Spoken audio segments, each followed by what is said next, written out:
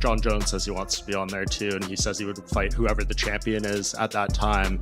But would you be okay with him coming back and potentially winning that belt again? And you might have to go through. Well, it's not even about him winning the belt. I felt about him. I can't risk putting him in big positions in a big spot and have something go wrong.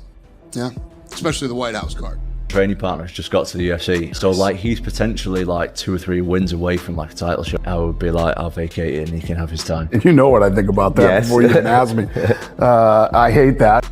Tom didn't want to continue in the fight. Tom didn't want to continue in the fight. I mean, could you imagine if you're Tom Aspinall listening to that? MMA world is in chaos. Reports are flooding in that Dana White has finally snapped after both Jon Jones and Tom Aspinall began pulling back the curtain on what's really happening inside the pot for years. Fans accused Dana of blatant favoritism, defending Jon Jones through every scandal, failed test, and arrest. No matter how dark things got, Dana always had his back. But now, something has shifted. For the first time ever, Dana White has turned his back on Jon Jones. Sources say he no longer trusts him enough to headline the biggest card in history, the rumored White House event. A moment meant to celebrate America's greatest fighters. Yet somehow, the man once called the American GOAT is being kept off the stage. Well, it's not even about him winning the belt. I mean, I felt about him. I can't risk putting him in big positions in a big spot and have something go wrong. Yeah, especially the White House card. There's a lot of rumors out there. Let's just spell a couple of them. First and foremost, are you retired? I am not retired. I'm actively training 5 days a week, and I'm in the UFC's drug testing pool. Great. And what's the status of the fight at the White House? I don't really know. It's kind of out of my control right now. I'm training for the event. I'll be ready for the event. That's my goal. That's my intention. But ultimately, it's up to the boss. Dana White didn't hold back when asked about Jon Jones's future. This isn't even about titles or belts, Dana said firmly. You know how I've always felt about him. But I just can't take that kind of risk. Not on a massive stage. Not in a moment where everything could go wrong. It was clear what he meant. Jon Jones was no longer the man Dana trusted for the spotlight. Especially not for the highly rumored White House card, the most patriotic event in history. When Jones was later asked about his status, he calmly shut down the retirement rumors. I'm not retired, he said. I'm still training 5 days a week. I'm in the USADA testing pool. I'm ready. But when the topic turned to that potential White House fight, his tone shifted. Honestly, it's out of my hands right now, Jones admitted. I'm preparing for it, staying sharp, staying ready. But at the end of the day, that decision belongs to the boss. I mean, I just feel like anybody would understand at this point. Like, I'll retire the heavyweight belt if I have to. It's like, dude, give the guy what he wants at the end of the day, And I'm not talking to Dana directly. I feel like I'm at a place now where, I want to take what I find these super fights. I don't want to fight dangerous up-and-comers anymore. I want to fight dangerous, established champions. So Tom can have the heavyweight championship. I don't really care about it.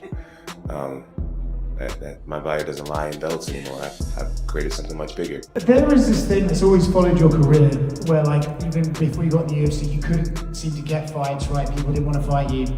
And then now, even as champion, you have Jon Jones and Alex trying to fight each other but not fight you. Did you ever think there'd be a moment where you could be in this position and still have guys trying to sort of circumnavigate you and fight other people? No, there's still guys. There's still guys who want it. Maybe just not the bigger names. Those guys have done enough to do whatever they want. So I'm the champion, fight the number one contender. That's how, in my opinion, that's how champions are supposed to work. It's like, you're the guy, you fight the next guy, prove you're the best, and you rinse and repeat that for as long as possible. Something about this whole situation doesn't quite line up. Jon Jones has hinted that the real issue isn't what fans think. It's what's been happening behind closed doors. According to Jones, he told Dana White months ago that he had no plans to face Tom Aspinall and was actually preparing to vacate his title. But instead of making it public, the chose to stay silent. What do you think about that? Oh, my friend and training partner has just got to the UFC, so like he's potentially like 2 or 3 wins away from like a title shot. So the thing is, if I'd never won a title, I'd never touched gold before, we would have to fight. And now I've done it, I would be like, I'll vacate it and he can have his time. You know what I think about that before you even ask me. I hate that, you know. Many friends, relatives, name it, have all fought each other before. You know, it doesn't determine whether you are friends with somebody or you hate somebody. You're competing against them to see who the best is, but that's his decision, you know, to even think about vacating it because you don't want to compete against somebody is absolutely insane, but he's a grown man, that's up to him. Because again, it was such a good fight, it was such an entertaining fight, and you see now people saying all this kinds of, craziness, all kinds of craziness regarding Tom wanting out, Tom getting beat up, Tom, being a coward, being heartless, gutless, and just forgetting about everything this guy's done. By the way, this guy took a fight on 10 days notice, 14 days notice against Sergey Pavlovich, saved your ass at Madison Square Garden. Literally saved the card. And now we know what this is all about. His dad talks about wanting to take a fight, fight out the contract, 3 left, let's go to boxing. And he says in an interview, Tom does, I wouldn't fight Ante Delia. I'd rather vacate. That's my friend. That's my teammate. Oh my God. Literally the two things that would piss Dana White off more than anything. And so most predictable thing is that he would show up at the press conference not backing his guy at all. Not backing his guy at all. I mean, you had to know that this was going to happen. Forget the fact that he took the fight against Pavlovich on 10 days notice. Forget the fact that he was the backup fighter against, when John fought Stipe last November. Forget the fact that he, was ready and willing to fight Jon Jones at any moment this year. That he was a good soldier, that he never threw the UFC under the bus, that he never complained openly, that he was just doing all the right things, saying all the right things. Forget all of that. Oh no, he won't fight his teammate. And his dad says in a sort of off-the-cuff comment, I don't even know if that was an interview or not, he says, yeah, I want him to fight out the contract and then go to boxing. Ah, the horror. The audacity. The chutzpah. And so, like I said, the UFC is going to be able to rebook this fight. It's going to be huge. At this stage in my career, I think most people would understand where I'm coming from. If it means giving up the heavyweight belt, so be it. Honestly, I'd rather see the division move forward, give the fans the fights they actually want to see. I'm not calling out Dana personally, but I've reached a point where I only want legacy fights.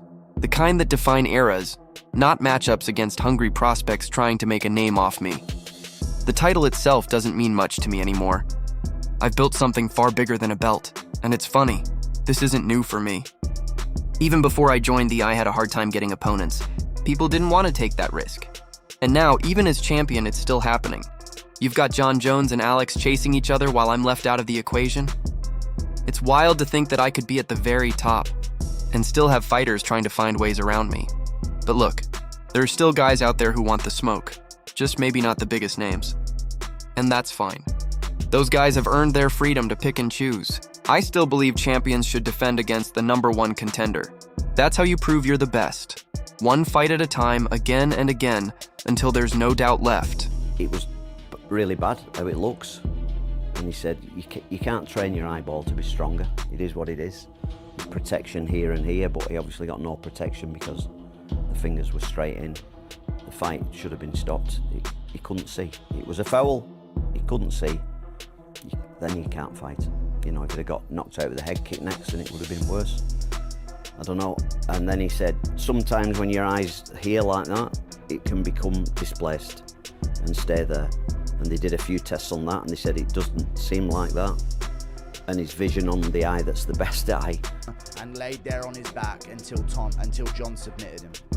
Against the cage, Gane was sat there, not moving, not bucking, not shifting or fighting hands, sitting there like this until Jon locked up the guillotine on him. I'm very aware of what happened in that fight, and do I wish Tom would have finished him earlier? I do, without resistance. That was the ideal circumstance for Tom Aspinall, was to finish Ciryl Gane with no resistance in the first round. I think we see an overconfident Gane in the rematch, and I think Tom smokes him, but Tom was raging. So there's an emotional aspect to this rematch now that I'm worried about, because I've been looking for Bully Tom to make an appearance for a very long time, you guys. For a very long time, I've been waiting for Bully Tom to make an appearance. And he made the appearance on, what the fuck you guys booing me for? He genuinely made an appearance in the post-fight speech. The fuck you guys booing me for? I got fucking double eye poked. A double eye poke landed. Insane. Crazy. Horrible result for the main event. Worst case scenario. All things come together. It's weird how MMA works, is it not? Dirtiest fighter on the heavyweight roster, Ciryl Gane, constantly cheats every single fight. He's a dirty little French cunt. Jon Jones is the nemesis of Tom Aspinall. It turns out the wasn't being straight with anyone. The fans, the media, even Tom Aspinall himself were all kept in the dark just to keep the buzz alive. They wanted the illusion of a mega fight, even when it was never really on the table.